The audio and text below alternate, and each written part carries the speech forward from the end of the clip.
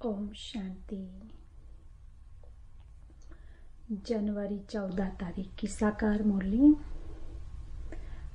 आज बाबा बोले, मीठे बच्चे, तुम्हें संपूर्ण पावन बनना है, इसीलिए कभी किसी को दुख नहीं दो। कर्मेंद्रियों से कोई विकर्म न हो, सदा बाप के फरमान पर चलते रहो। प्रश्न है, पत्थर से पारस बनने की युक्ति क्या है? कौन सी बीमारी इसमें विघ्न रूप बनती है? उत्तर है, पत्थर से पारस बनने के लिए पूरा नारायणी नशा चाहिए। देह अभिमान टूटा हुआ हो, यह देह अभिमान ही कड़े ते कड़ी बीमारी है। जब तक देही अभिमानी नहीं, तब तक पारस नहीं बन सकते। पारस बनने वाले ही बाप के मददगार बन सकते हैं। सर्विस भी तुम्हारी बुद्धि को सोने का बना देगी। इसके लिए पढ़ाई पर पूरा पूरा अटेंशन चाहिए। ओम शांति। रूहानी बच्चों प्रति रूहानी बाप सावधानी देते हैं कि बच्चे अपने को संगम युगी समझो। घड़ी घड़ी बुद्धि हमारी कलयुग में चली जाती है, तो बाबा कहते बच्चे अपने को संगम युगी ब्राह्मण समझो। सतयुगी तो नहीं समझेंगे, तुम ब्राह्मण ही अपने को संगम युगी समझेंगे, और तो सभी अपने को कलयुगी समझेंगे। बहुत फर्क है सतयुग और कलयुग, स्वर्गवासी व नरकवासी। तुम तो न स्वर्गवासी हो न नरकवासी, तुम हो पुरुषोत्तम संगमवासी। इस संगम युग को तुम ब्राह्मण ही जानते हो और कोई नहीं जानते। तुम भल जानते भी हो परंतु भूल जाते हो। अब मनुष्य को कैसे समझाएं? वे तो रावण की जंजीरों में फंसे हुए हैं। राम राज्य तो है नहीं, रावण को जलाते रहते हैं। इससे सिद्ध है कि रावण राज्य है। राम राज्य क्या है और रावण राज्य क्या है, यह भी तुम समझते हो। नंबरवार बाप आते हैं संगम पर, तो यह भेंट भी अभी की जाती है, सतयुग और कलयुग की। कलयुग में रहने वालों को नरकवासी और सतयुग में रहने वालों को स्वर्गवासी कहा जाता है। स्वर्गवासी को पावन, नरकवासी को पतित कहा जाता है। तुम्हारी तो बात ही निराली है, तो तुम इस पुरुषोत्तम संगम युग को जानते हो। तुम समझते हो हम ब्राह्मण हैं। वर्णों वाला चित्र भी बहुत अच्छा है, इस पर भी तुम समझा सकते हो। कॉन्ट्रास्ट बताना चाहिए, जो मनुष्य अपने को नरकवासी, पतित, कंगाल समझे, लिखना चाहिए। अब यह पुरानी कलयुगी दुनिया है, सतयुग स्वर्ग नई दुनिया है। तुम नरकवासी हो या स्वर्गवासी, तुम देवता हो या असुर हो, ऐसे तो कोई नहीं कहेंगे कि हम स्वर्गवासी हैं। कई ऐसे समझते हैं हम तो स्वर्ग में बैठे हैं। अरे यह तो नरक है ना, सतयुग है कहाँ। यह रावण राज्य है, तब तो रावण को जलाते हैं। उन्हों के पास भी कितने जवाब होते हैं, सर्वव्यापी पर भी कितनी डिबेट करते हैं। तुम बच्चे तो एकदम क्लियर पूछते हो, अब नई दुनिया है या पुरानी दुनिया है। ऐसा क्लियर कॉन्ट्रास्ट बताना है, इसमें बहुत ब्रेन चाहिए। ऐसा युक्ति से लिखना चाहिए जो मनुष्य अपने से पूछे कि मैं नरकवासी हूँ या स्वर्गवासी हूँ, यह पुरानी दुनिया है या नई दुनिया है, यह राम राज्य है या रावण राज्य है। हम पुरानी कलयुग की दुनिया के रहवासी हैं या नई दुनिया के वासी हैं। हिंदी में लिखकर फिर अंग्रेजी गुजराती में ट्रांसलेट करें तो मनुष्य अपने से पूछे कि हम कहाँ के रहवासी हैं। कोई शरीर छोड़ते हैं तो कहते हैं स्वर्ग पधारा, लेकिन स्वर्ग अभी है कहाँ? अभी तो कलयुग है, जरूर पुनर्जन्म भी यहाँ ही लेंगे ना। स्वर्ग तो सतयुग को कहा जाता है, वहाँ अभी कैसे जाएंगे? यह सब विचार सागर मंथन करने की बातें हैं। ऐसे क्लियर कॉन्ट्रास्ट हो, उसमें लिख दो। भगवान वाच हर एक अपने से पूछे, मैं सतयुगी राम राज्य निवासी हूँ या कलयुगी रावण राज्य का निवासी हूँ? तुम ब्राह्मण हो संगमवासी, तुमको तो कोई जानते ही नहीं। तुम हो सबसे न्यारे, तुम सतयुग कलयुग को यथार्थ जानते हो। तुम ही पूछ सकते हो कि तुम विकारी भ्रष्टाचारी हो या निर्विकारी श्रेष्ठाचारी हो। यह तुम्हारा किताब भी बन सकता है। नई नई बातें निकालनी पड़े ना, जिससे मनुष्य समझे कि ईश्वर सर्वव्यापी नहीं है। तुम्हारी यह लिखत देख आपे ही अंदर से पूछेंगे। इसको आयरन एज तो सब कहेंगे। सतयुगी डेटी राज्य तो इनको कोई कह न सके। यह हेल है या हेवन? ऐसी फर्स्ट क्लास लिखत लिखो कि मनुष्य अपने को समझ जाए कि हम बरोबर नरकवासी पतित हैं। हमारे में दैवी गुण तो है नहीं। कलयुग में सतयुगी कोई हो न सके। ऐसे विचार सागर मंथन कर लिखना चाहिए। जो ओटे सो अर्जुन। गीता में अर्जुन का नाम लिया है। बाबा कहते हैं यह जो गीता है उसमें आटे में नमक है। माना बाबा कहते हैं थोड़ा सा कुछ सच रह गया है, बाकी सबने अपने अपने मंतव्य लिख दिए, बता दिए। ये ऐसे समझाएंगे तो किसी को और अच्छा समझ में आएगा, ये एग्जाम्पल देंगे तो और अच्छा समझ में आएगा। ऐसे करते करते रियलिटी जो गीता की होनी चाहिए वो तो रही नहीं है। तो बाबा कहते हैं आटे में नमक। बाबा ने जो हमें गीता सुनाई वो तो वैसे भी दुनिया वालों के पास नहीं थी, लेकिन उसमें भी कुछ थोड़ा था अच्छी बातें, वो भी चेंज होते होते रियलिटी तो आटे में नमक। लून और चीनी में कितना फर्क है, वह मीठा वह खारा। श्री कृष्ण भगवान वाच लिखकर गीता ही खारी कर दी है। मनुष्य कितना दल दल में फंस पड़ते हैं। बेचारों को ज्ञान के राज का भी पता नहीं है। ज्ञान भगवान तुमको ही सुनाते हैं और किसको पता ही नहीं। नॉलेज तो बहुत सहज है, परंतु भगवान पढ़ाते हैं यह भूल जाते हैं। टीचर को ही भूल जाते हैं, नहीं तो स्टूडेंट कभी टीचर को भूलते नहीं हैं। घड़ी घड़ी कहते हैं बाबा हम आपको भूल जाते हैं।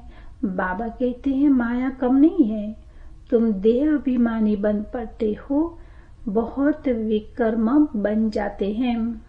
ऐसा कोई खाली दिन नहीं जो विकर्म न होते हो। एक मुख्य विकर्म यह करते हो जो बाप के फरमान को ही भूल जाते हो। बाप फरमान करते हैं मन मना भव, अपने को आत्मा समझो। यह फरमान मानते नहीं है तो जरूर विकर्म ही होगा, बहुत पाप हो जाते हैं। बाबा का फरमान है मुझे याद करो, तो बाबा कहते हैं मुझे याद नहीं करते हैं तो फिर पापात्मा बन जाते हैं, क्योंकि जहाँ बाप है वहाँ पाप नहीं हो सकता। इसलिए बाबा की याद से कोई पाप नहीं होगा। बाप का फरमान बहुत सहज भी है तो बहुत कड़ा भी है। कितना भी माथा मारे फिर भी भूल जाएंगे, क्योंकि आधा कल्प का देह अभिमान है ना। 5 मिनट भी यथार्थ रीति याद में बैठ नहीं सकते। अगर सारा दिन याद में रहे फिर तो कर्मातीत अवस्था हो जाए। बाप ने समझाया है, इसमें मेहनत है। तुम वह जिस्मानी पढ़ाई तो अच्छी रीति पढ़ते हो, हिस्ट्री ज्योग्राफी पढ़ने की कितनी प्रैक्टिस है, परंतु याद की यात्रा का बिल्कुल ही अभ्यास नहीं। अपने को आत्मा समझ बाप को याद करना, यह है नई बात। विवेक कहता है, ऐसे बाप को तो अच्छी रीति याद करना चाहिए। थोड़ा टाइम निकाल रोटी टुक्कर खाते हैं, वह भी बाबा की याद में। जितना याद में रहेंगे उतना पावन बनेंगे। ऐसे बहुत बच्चे हैं जिनके पास इतने पैसे हैं जो ब्याज मिलता रहे, बाप को याद करते रोटी टुक्कर खाते रहे बस। परंतु माया याद करने नहीं देती। कल पहले जिसने जितना पुरुषार्थ किया है उतना ही करेंगे।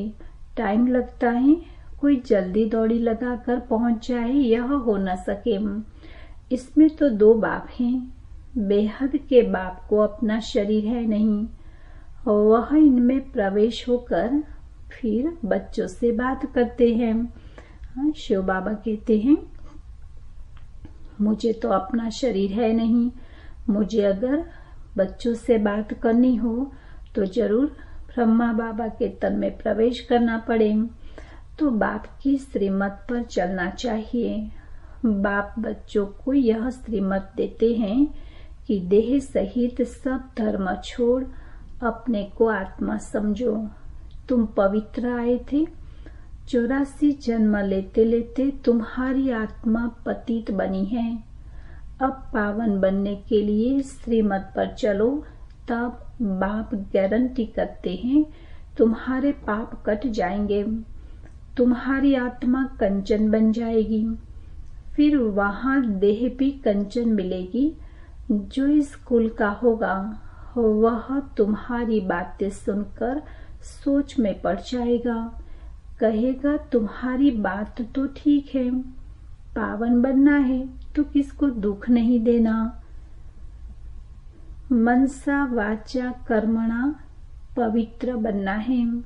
मनसा में तूफान आएंगे, तुम बेहद की बादशाही लेते हो ना।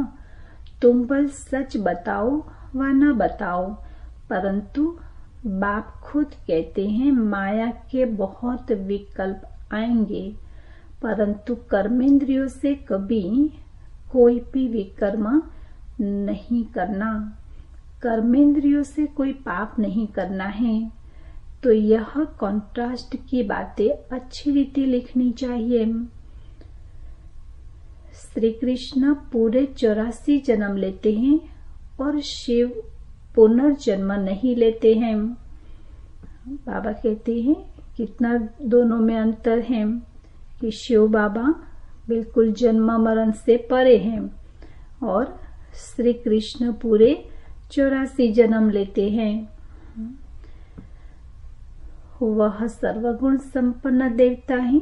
यह तो है ही बाप। तुमने देखा है पांडवों के चित्र कितने बड़े बड़े बनाए हैं। इसका मतलब है कि वह इतनी बड़ी विशाल बुद्धि वाले थे। बुद्धि बड़ी थी, उन्होंने फिर शरीर को बड़ा बना दिया। तुम्हारी जैसी विशाल बुद्धि और कोई की हो न सके। तुम्हारी है ईश्वरीय बुद्धि। भक्ति में कितने बड़े बड़े चित्र बनाकर पैसे बर्बाद करते हैं। कितने वेद शास्त्र उपनिषद बनाए, कितना खर्चा किया। बाप कहते हैं तुम कितने पैसे गवाते हो। बेहद का बाप उल्हाना देते हैं। बाबा कहते मैंने इतना आपको धनवान बनाया, सतयुग का मालिक बनाया, हीरे जवाहरत के महलों में बिठाया, और बाबा कहते सारे पैसे कहाँ गवा दिए। बेहद का बाप उल्हाना देते हैं। हम बाप हैं तो फिर हिसाब तो मांगेंगे ना हमारे से। तुम फील करते हो बाबा ने पैसे बहुत दिए, राजयोग सिखलाकर राजाओं का राजा बनाया। वह जिस्मानी पढ़ाई पढ़कर बैरिस्टर आदि बनते हैं, फिर उससे कमाई होती है। इसीलिए कहा जाता है नॉलेज सोर्स ऑफ इनकम है। यह ईश्वरीय पढ़ाई भी सोर्स ऑफ इनकम है, जिससे बेहद की बादशाही मिलती है। भागवत रामायण आदि में कोई नॉलेज नहीं है, एम ऑब्जेक्ट ही कुछ नहीं। बाप जो नॉलेजफुल है वह बैठ तुम बच्चों को समझाते हैं। यह है बिल्कुल नई पढ़ाई। वह भी कौन पढ़ाते हैं? स्वयं भगवान पढ़ाते हैं। नई दुनिया का मालिक बनाने के लिए पढ़ाते हैं। इन लक्ष्मी नारायण ने यह पढ़ाई से ऊंच पद पाया। कहाँ राजाई और कहाँ प्रजा। कोई की तकदीर खुल जाए तो बेड़ा पार हो जाए। स्टूडेंट्स समझ सकते हैं कि हम पढ़ते हैं और फिर पढ़ा सकते हैं व नहीं। पढ़ाई पर पूरा अटेंशन रखना चाहिए। पत्थर बुद्धि होने के कारण कुछ भी समझते नहीं है। तुमको बनना है सोने की बुद्धि, वह उन्हों की बनेगी जो सर्विस में रहेंगे। बेच पर भी किसको समझा सकते हो। बेहद के बाप से बेहद का वर्षा लो। भारत स्वर्ग था ना, कल की बात है। कहाँ 5000 वर्ष की बात और कहाँ लाखों वर्ष की बात। कितना फर्क है। तुम समझाते हो तो भी समझते नहीं है, जैसे बिल्कुल ही पत्थर बुद्धि है। यह बेज ही तुम्हारे लिए जैसे कि गीता है, इसमें सारी पढ़ाई है। मनुष्य को तो भक्ति मार्ग की गीता ही याद रहती है। अभी तुम जो बाप द्वारा गीता सुनते हो, उससे तुम 21 जन्म के लिए सतगति को पाते हो। शुरू शुरू में तुमने ही गीता पढ़ी है, पूजा भी तुमने ही शुरू की है। अब पुरुषार्थ कर गरीबों को भक्ति मार्ग की जंजीरों से छुड़ाना है। कोई न कोई को समझाते रहो, उसमें से 1-2 निकलेंगे। अगर 5-6 इकट्ठे आते हैं तो कोशिश कर अलग अलग फॉर्म भराए, अलग अलग समझाना चाहिए। नहीं तो उन्हों में एक भी ऐसा होगा तो औरों को खराब कर देगा। बाबा कहते एक भी कोई थोड़ा एंटी होगा तो सबको वही बातें सुना के खराब कर देगा।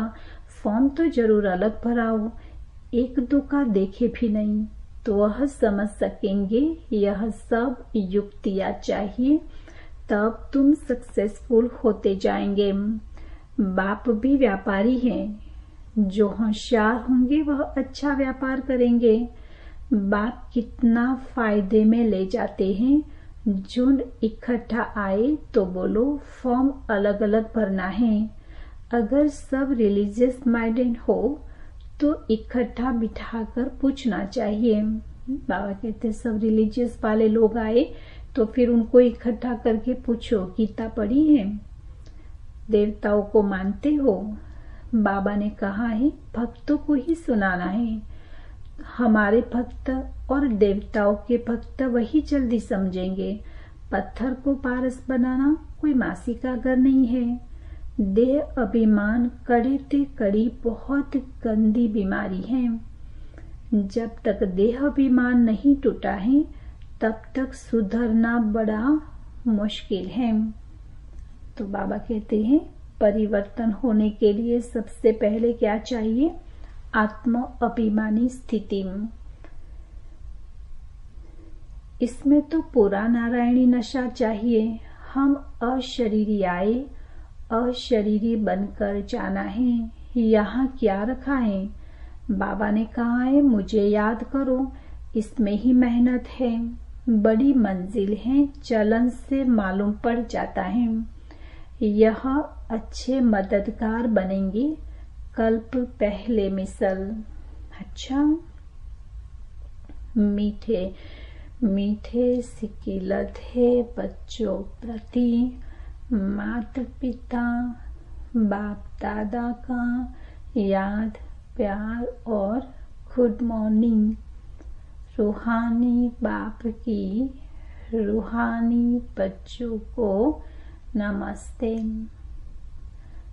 रूहानी बच्चों की रूहानी बाप दादा को याद प्यार गुड मॉर्निंग और नमस्ते।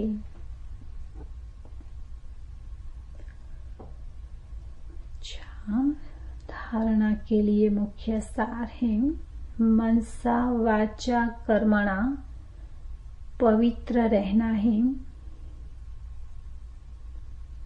कर्मेंद्रियों से कोई भी विकर्म न हो,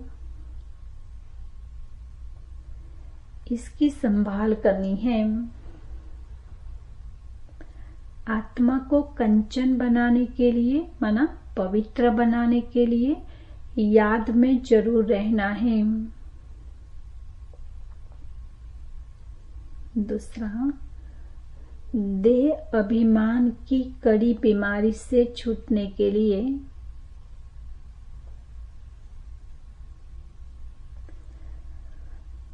देह अभिमान की कड़ी बीमारी से छूटने के लिए नारायणी नशे में रहना है।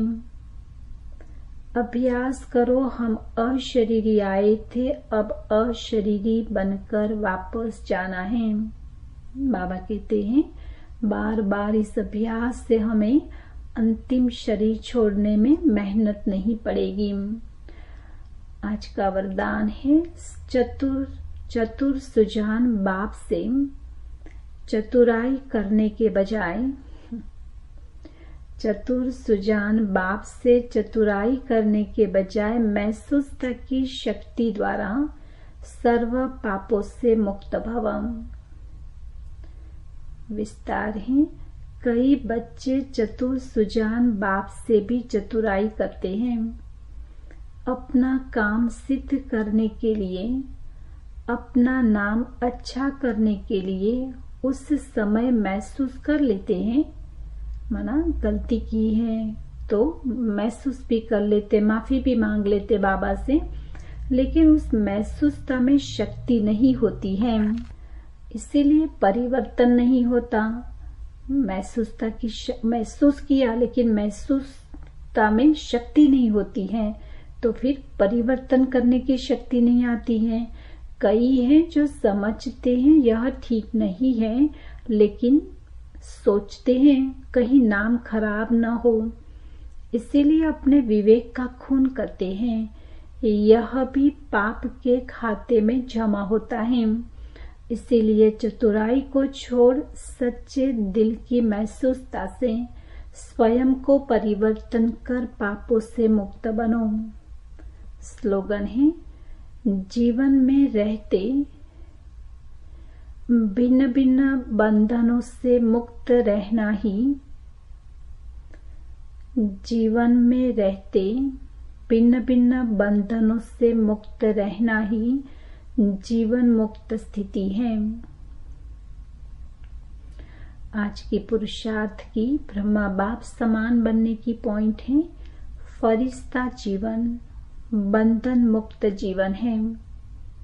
बल सेवा का बंधन है, लेकिन इतना फास्ट गति है जो जितना भी करे उतना करते हुए भी सदा फ्री है। जितना ही प्यारा उतना ही न्यारा, सदा ही स्वतंत्रता की स्थिति का अनुभव हो, क्योंकि शरीर और कर्म के अधीन नहीं है। बाबा कहते हैं फरिश्ता बनना माना बंधन मुक्त, तो कोई भी शरीर और कर्म के अधीन नहीं, उसके बंधन में आकर कोई कर्म नहीं करना है, लेकिन आत्मा सदा स्वतंत्र उड़ता पंछी है। अच्छा, ओम शांति।